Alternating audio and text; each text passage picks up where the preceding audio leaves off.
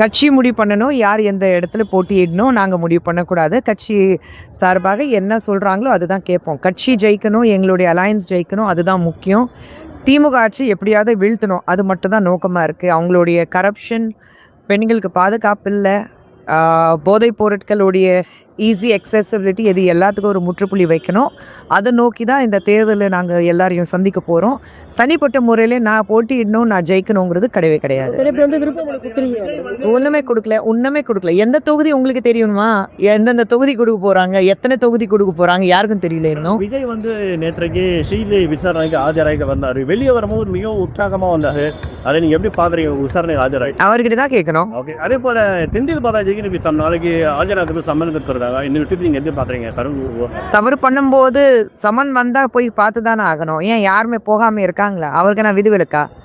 சமன் கொடுத்தாங்கன்னா போய் பார்த்துட்டு வரட்டும். மேடம், தொடர்ச்சியாக பார்த்தீங்கன்னா தாவேகா தலைவர் விஜயை என்டிஏ கூட்டணி கூட அழைப்பு வரணும்னு சொல்லிட்டு பேசிட்டு இருக்காங்க. பேசுகிறவங்களுக்கு பதில் கொடுக்க முடியாது. ஓகே மேடம், தொடர்ச்சியான கேஸு அது சிலிண்டர் அதாவது தட்டுப்பாடு இருக்குது. மத்திய அரசோட வெளியூர் கொள்கையினால தான் நம்மளால் அதை இது பண்ண முடியல. திமுக பற்றி சொல்லி திமுக அறிவுபூர்வமாக பேசிட்டு இருக்காங்களான்னு முதல்ல அவங்களே கண்ணாடி பார்த்துட்டு கேட்கணும். எல்பிஜி கேஸ் பிரச்சனை இப்போ இருக்கிறது உலகத்தில் என்ன ஒரு பிரச்சனை போயிட்டுருக்கு அவங்களுக்கு தெரியாமல் இருக்குது. அது தெரியாமல் அரசியல் பண்ணுறாங்கன்னா எவ்வளோ பெரிய அறிவு ஜீவிங்கன்னா அவங்க முதல்ல புரிஞ்சுக்கணும். உலகத்திலேயே ஒரு பிரச்சனை போயிட்டுருக்கு, அவ்வளோ பெரிய போர் போயிட்டுருக்கு. அந்த பிரச்சனையில தமிழகத்தில் ஒரு குழந்தைக்கு சளி பிடிச்சாலும் அதுக்கு பிஜேபி நரேந்திர மோடி தான் காரணம் சொல்லிக்கிற அளவுக்கு ஒரு கீழ்த்தனமான அரசியல் திமுக பண்ணிட்டு இருக்கு. என்னங்க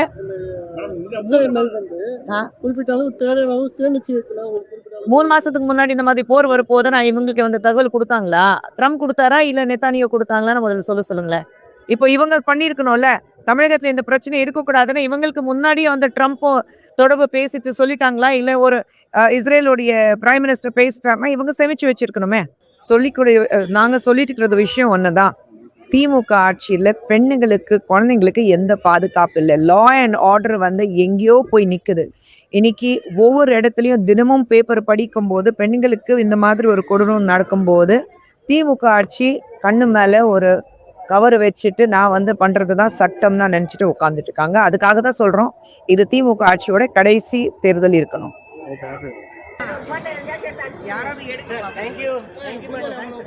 फोटो